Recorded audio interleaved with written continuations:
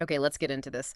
For, well, centuries, really, this idea of machines taking over human work has been there. You think back to Leonardo da Vinci, right? His mechanical Oh, knife. yeah, amazing stuff. Exactly. And it immediately brought up that question we're still asking. How long until the machines do everything? And that feels incredibly relevant now with AI.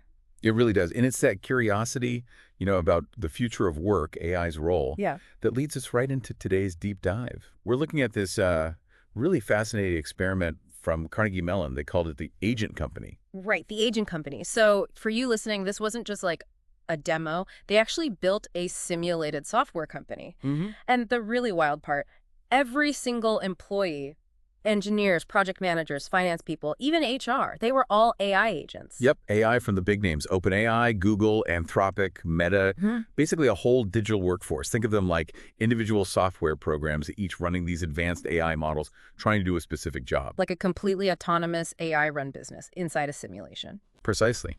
And the big question they wanted to answer was, well, it sounds simple, but it's deep. Could these AIs actually collaborate, solve problems on their own? Could they, run the business? And like most things that sound like sci-fi, the answer wasn't just yes or no. It was, well, it was more complicated. Some findings were pretty surprising, actually, made us rethink things. Definitely. So let's talk about what happened when these AI employees actually started their workday. How did it go? Was it smooth sailing? Well, the reality of AI agents going to work Mhm. was, let's just say it wasn't quite the seamless digital utopia maybe some envisioned. There were some definite bumps. Okay. So the top performer, the best agent they had was Anthropic's Claude 3.5 Sonnet, Hmm. and even it only managed to successfully complete about 24% of its tasks. 24%. Wow, Huh? that's really low. It is, and most of the other agents, they did even worse than that. And were these super complex tasks, like trying to invent cold fusion? Not at all. That's the thing. We're talking about pretty standard office stuff, navigating file folders, writing basic performance reviews, coordinating meeting times. Huh. The kind of admin things that honestly keep the lights on but aren't exactly strategic breakthroughs, tasks humans often do almost without thinking. Exactly. And what really stood out was the inefficiency.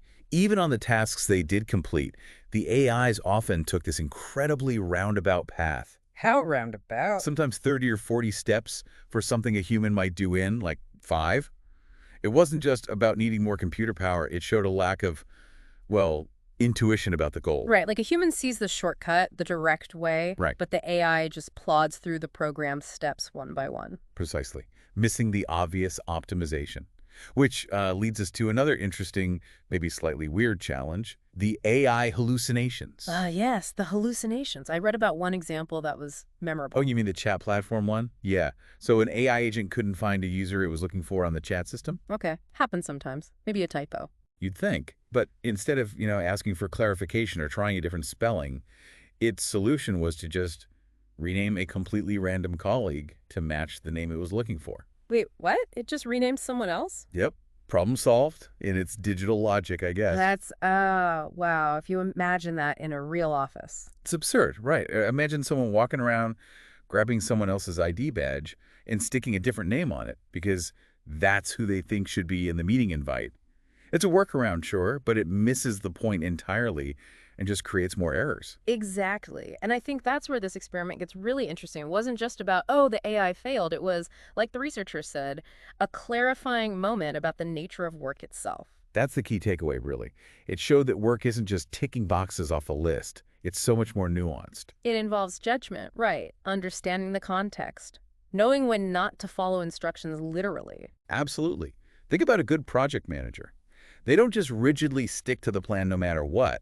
They're constantly reading the situation, seeing potential issues, adjusting. It's like those natural systems the study mentioned. The analogies were great coral reefs, beehives, forests. Yeah, those ecosystems thrive, not because everything follows a strict program, but because of all the subtle interactions and adaptations, Yep. constant adjustment. They manage ambiguity, deal with conflict like competition for resources or, project disagreements, and they innovate when things get weird. Exactly, the kind of dynamic stuff that these AI agents really struggled with in the simulation. They couldn't handle that uncertainty well. Okay, but it wasn't all bad news for the AIs, was it? I mean, they must have some strengths. The research did point some out. Oh, definitely.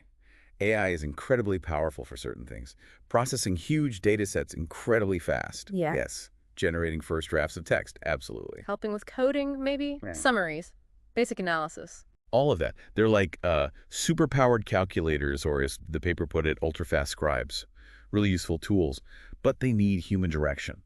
So it's not a total lack of capability. It's more that the agent company really highlighted what's missing, those uniquely human things. Exactly. Common sense, empathy, Yeah. that flexible, adaptable reasoning you need for complex, messy human problems. That conference room analogy they used was perfect. It really was. It It's wa- not just that the AI couldn't find the physical room. Right. It's that it fundamentally didn't grasp why the meeting was happening in the first place. The human need behind it, the collaboration, the discussion. Which brings us to that both-hand idea the study pushed. It's not AI or humans, it's AI and humans, augmenting our abilities.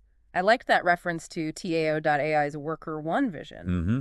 The idea of compassionate, skilled humans being amplified by these tools. Yeah. It makes you think historically, too, like the printing press back in the Renaissance. Great parallel. People probably freaked out then thinking artists and scribes were done for. But instead, it spread knowledge like wildfire and actually sparked whole new ways to be creative, didn't it? Reached way more people. Exactly. So maybe AI isn't here to just take jobs, but to remove some of the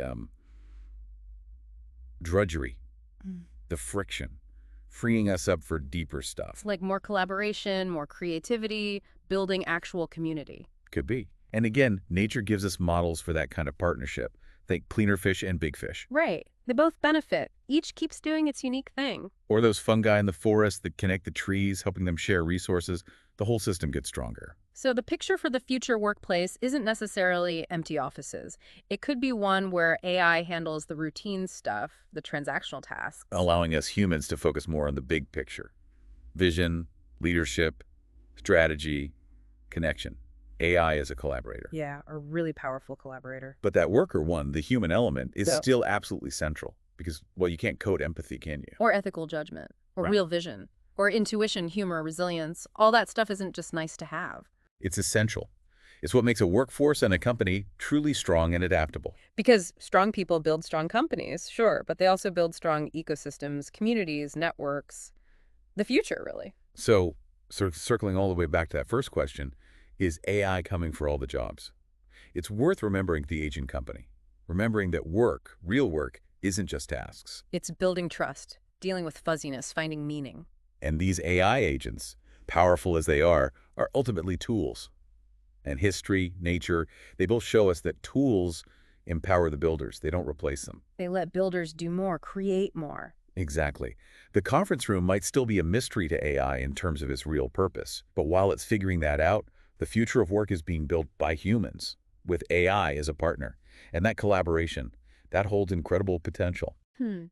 And maybe that conference room, maybe it's not just a physical place AI struggles with. Maybe it stands for all those complex human parts of work, the subtle cues, the shared goals, the messy bits that AI is still, learning to even perceive, let alone navigate. Makes you wonder what other conference rooms are out there in this AI human world, doesn't it? Something for you to think about.